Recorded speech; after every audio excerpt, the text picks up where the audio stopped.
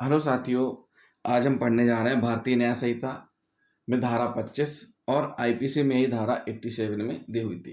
भारतीय न्याय संहिता यानी बीएनएस 2023 धारा के बारे में हम पढ़ लेते हैं। धारा क्या कहती है? धारा कहती है सम्मति से किया गया कार्य जिससे मृत्यु या घोर उपाधि कारित करने का आशय ना हो और ना ही उसकी संभाव्यता का ज्ञान हो।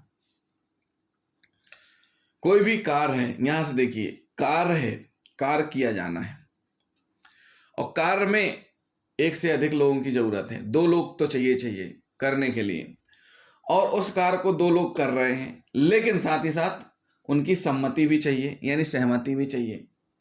और उस कार्य से जो कार्य किया जाना है उस कार्य का आशय ना हो। क्या आशय ना हो?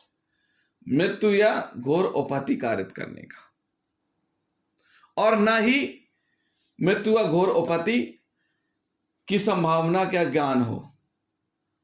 तो ऐसी सम्मति के दौरान अगर किसी प्रकार की मृत्यु या घोर उपाधि हो जाती है तो उसमें इस धारा के तहत अभियुक्त को बचाव प्राप्त होगा, यानी कि इस धारा के तहत उस पर अभियोजन से बचाव मिलेगा और उसके तहत उसको इन सारी चीजों को साबित जरूर करनी पड़ेगी, जो कि हम आपको आगे बताने जा रहे हैं। तो जिन साथियों ने अभी तक हमारा चैनल सब्सक्राइब नहीं किया है, हमारे चैनल को सब्सक्राइब कर लें और वीडियो को लास्ट तक जरूर देखें। यदि व्यक्ति ने स्वेच्छा से सम्मति दी है, वह इसके कारण उत्पन्न शारीरिक या सांपत्तिक हानि के लिए अन्य व्यक्ति को दोषी नहीं ठहरा सकता। जब व्यक्ति ने अपनी इच्छा से, स्वयं मर्जी से सहमति दी है, उस स्थिति में वह सामने वाले को दोषी नहीं ठहरा सकता। उस स्थिति में अगर सामने वाला कहता है कि नहीं, बिना सहमति के की है, तो वो चीज आपको यहां बतानी पड़ेगी, नहीं सहमति से हुई है, तो यहां आपको इस धारा में बचाव मिलेगा। जैसे कुश्ती, मुक्केबाजी, बॉक्सिंग, मल्लयुद्ध 2 लोग मिलके कर रहे हैं, इस दौरान किसी व्यक्ति की मृत्यु हो जाती है, घोर आपत्ति होती है, ग्रीवियस इंजरी होती है, उस स्थिति में दूसरे व्यक्ति को दोषी नहीं ठहराया जाएगा। क्यों? क्योंकि दोनों की सम्मति से कार्य किया गया है। किसी व्यक्ति को किसी ऐसी बात के लिए सम्मति देने की अनुमति नहीं देती है। मतलब विधि क्या कहती है? किसी व्यक्ति को किसी ऐसी बात के लिए सहमति देने की अनुमति नहीं देती है जिसके बारे में पता है कि उससे मृत्यु या घोर उपाधि कारित होना संभव है। कोई भी ऐसा कार्य है जिसमें उसको करने से मृत्यु हो जाएगी या ग्रीवियस इंजरी होगी, तो उस स्थिति में सम्मति देने की अनुमति नहीं है। सम्मति स्वतंत्र तब मानी जाएगी यदि वह बलपूर्वक, धमकी देकर या कपट द्वारा प्राप्त न की गई हो। जो सहमति है वह इच्छा से, बिना किसी दबाव के और बिना किसी धोखेबाजी के प्राप्त की गई हो। जो व्यक्ति सम्मति देता है वह क्षति की मांग नहीं कर सकता है। यह नियम 2 सिद्धांतों पर आधारित है। जो व्यक्ति सम्मति देता है वह क्षति की मांग नहीं कर सकता। नियम कौन कौन से हैं?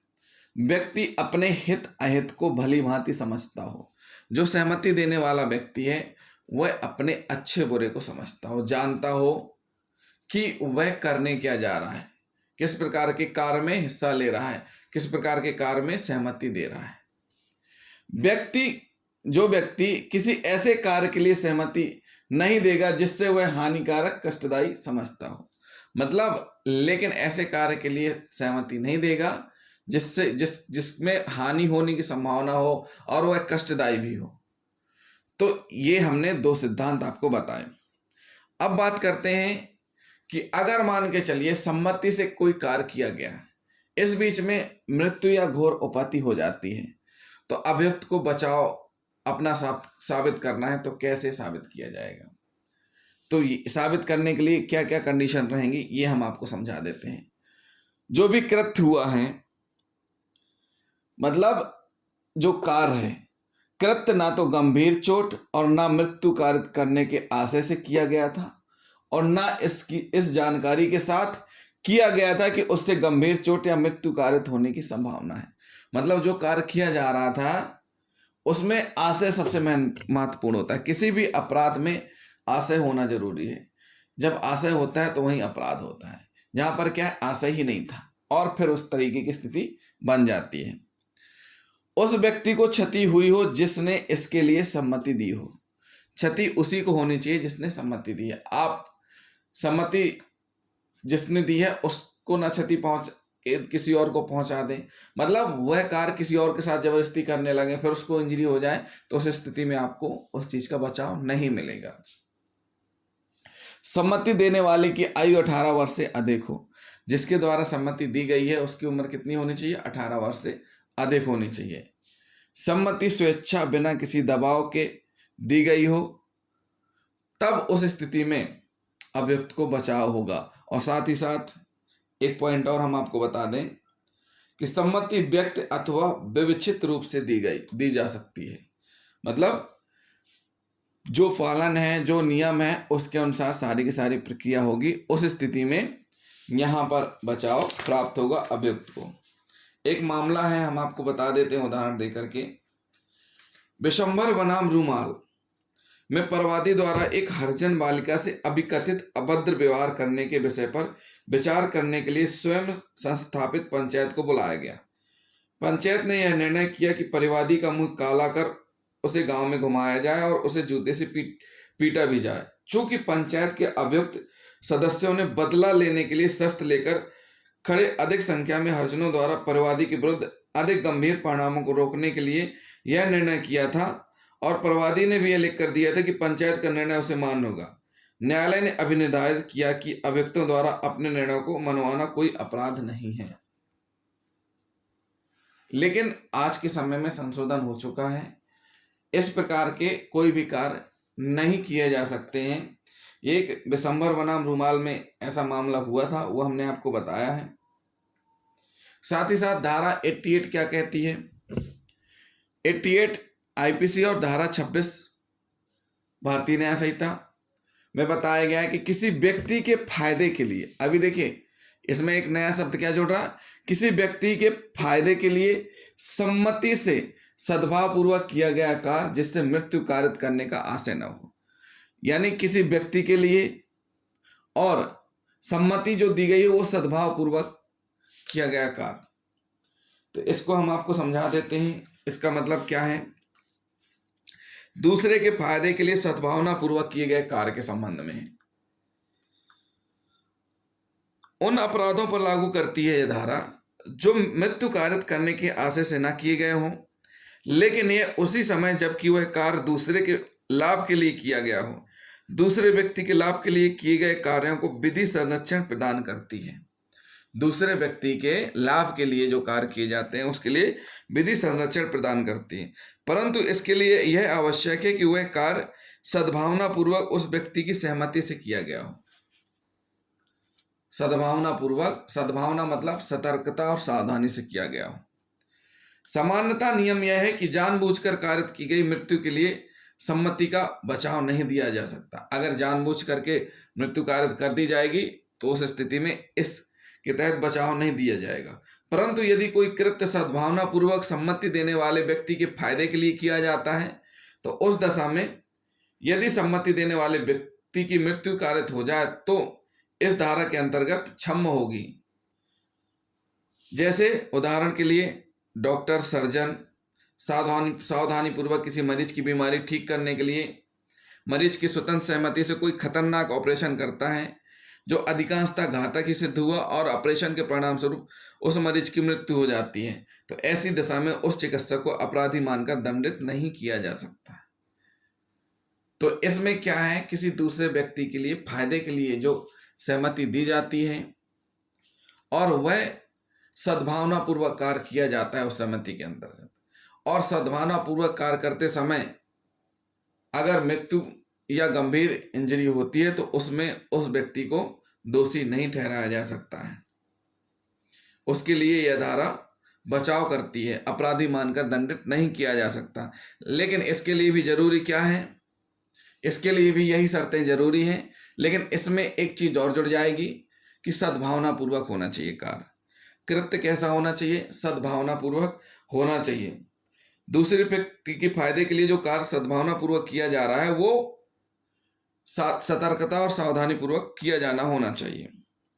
ऐसे कार्य जो स्वयं अपराध हैं किसी भी प्रकार की सहमति द्वारा विधिमान्य नहीं बनाए जा सकते। कोई भी ऐसे कार्य जो अपराध हैं उनको सहमति द्वारा नहीं बनाए जा सकते हैं। सद्भावना पूर्वक से आशय यह है कि उचित सावधानी और सतर्कता पूर्वक किया गया कार्य। सुक्रू कविराज बनाम सम्राट के बाद में कविराज अभियुक्त थे ने एक मरीज का साधारण चाकू से पाइल्स का ऑपरेशन किया या बवासीर का ऑपरेशन कर दिया, अधिक ब्लड बह गया जिससे उसकी डेथ हो गई। कविराज को घोर असावधानी के कारण मृत्यु कारित करने के लिए अपराध के लिए दंडित किया गया। उसको इस धारा के तहत बचाव नहीं प्राप्त हुआ है। हमने सद्भावना पूर्वक क्या कार्रवाई कैसे क्या होती है इसके बारे में अलग से बता रखा है, तो जिन साथियों ने हमारा वो वीडियो नहीं देखा है तो जरूर देख लें। एक और हम उदाहरण आपको बता देते हैं। सूरज बली बनाम सम्राट के बाद में एक नेत्र विशेषज्ञ ने किसी महिला की आंख के मोतियाबिंद का ऑपरेशन किया, जिसके कारण उस महिला की आंख की ज्योति चली गई। अभियुक्त के विरुद्ध आपराधिक कार्रवाई चलाए जाने पर अभियुक्त की ओर से उपरोक्त धारा के अंतर्गत संरक्षण का तर्क प्रस्तुत किया गया। न्यायालय ने अभियुक्त को निर्दोष घोषित करते हुए कहा कि अभियुक्त द्वारा उक्त ऑपरेशन भारतीय पद्धति के अनुसार पूर्ण सावधानी से किया गया है, जिससे इस धारा के अंतर्गत बचाव देना न्यायोचित होगा। तो साथियों, ये हो गई धारा 26, जिसमें हमने आपको बताया कि किस तरीके से किसी के फायदे के लिए अगर सद्भावना पूर्वक कार्य किया जाता है तो कब उसको दंडित किया जाएगा, कब उसको दंडित नहीं किया जाएगा। सद्भावना पूर्वक कार्य करते समय अगर संपूर्ण सतर्कता सावधानी बरती जाती है तो उसको दंडित नहीं किया जाएगा। अगर सद्भावना पूर्वक कार्य नहीं किया जा रहा है, सतर्कता सावधानी नहीं बरती जा रही है, तो उस स्थिति में उसको दंडित किया जाएगा। तो साथियों, ये है धारा 25 और 26 के बारे में हमने आपको बता दिया। तो जिन साथियों ने अभी तक हमारा चैनल सब्सक्राइब नहीं किया है, हमारे चैनल को सब्सक्राइब जरूर कर लें। इसी के आगे अगर हम देखें तो धारा 27 क्या कहती है? संरक्षक द्वारा या उसकी सम्मति से शिशु या उन्मत्त व्यक्ति के फायदे के लिए सद्भाव पूर्वक किया गया कार्य। अब इसमें एक चीज आ गई है, धारा 27 BNS और IPC में धारा 89 क्या कह रही है कि संरक्षक द्वारा, यहाँ किसी व्यक्ति के द्वारा सहमति दी जा रही है स्वयं, लेकिन कोई संरक्षक किसी के पेरेंट्स के द्वारा जब सहमति दी जा रही है, किसके लिए? शिशु या उन्मत्त व्यक्ति के फायदे के लिए, शिशु या उन्मत्त व्यक्ति के फायदे के लिए, जिससे कि उसका इलाज हो सके, वह सही हो सके। इस स्थिति में अगर मृत्यु या घोर उपत्ति होती है लेकिन सद्भावना पूर्वक किया जाना चाहिए, तो यहाँ पर बचाव प्राप्त होगा। उदाहरण के लिए, का सद्भाव पूर्वक अपने शिशु के फायदे के लिए अपने शिशु की सम्मति के बिना यह सद्भाव जानते हुए कि शल्य क्रम से उसकी मृत्यु कारित होगी, न कि इस आशय से कि उस शिशु की मृत्यु कारित कर दे। शल्य चिकित्सक द्वारा पथनी निकलवाने के लिए अपने शिशु की शल्य क्रिया करवाता है। का उद्देश्य शिशु को रोग मुक्त कराना था, इसलिए इस अपवाद के अंतर्गत आता है। मतलब जो संरक्षक सहमति दे रहा है वह इसलिए दे रहा है ताकि वह ठीक हो जाए, ना कि इसलिए कि उसकी मृत्यु कर दी जाए। इस धारा के अंतर्गत 12 वर्ष से कम आयु के बालकों या विकृत चित्त व्यक्तियों के संबंध में उनके फायदे के लिए किए गए कार्यों के लिए संरक्षण प्रदान किया गया है। चूंकि व्यक्ति मानसिक परिपक्वता के अभाव में अपनी सहमति देने में असमर्थ नहीं होते हैं, इसलिए उनकी ओर से सम्मति उनके अभिभावक या विधि संरक्षक द्वारा दी जा सकती है। संरक्षकों द्वारा दी गई सम्मति को बालक या विकृत चित्त व्यक्ति द्वारा दी गई सम्मति माना जाएगा और इसका वही प्रभाव होगा जो कि कथित व्यक्ति की स्वयं की सहमति का होता है, यदि वह परिपक्व आयु का स्वस्थ चित्त का होता। परंतु संरक्षक द्वारा यह कार्य सद्भावना पूर्वक बालक या विकृत चित्त के फायदे के लिए किया गया होना चाहिए। 12 वर्ष से अधिक आयु वाले व्यक्तियों को धारा 90 IPC और धारा 28 के अंतर्गत देने योग्य समझा गया है। किसमें समझा गया है? धारा 28 और धारा 90 में देने योग्य समझा गया है। वो हम आपको अगले वीडियो में बताएंगे। तो साथियों, जिन साथियों ने हमारा चैनल अभी तक सब्सक्राइब नहीं किया है तो हमारे चैनल को सब्सक्राइब कर लें और वीडियो को लाइक शेयर करना ना भूलें। थैंक यू दोस्तों।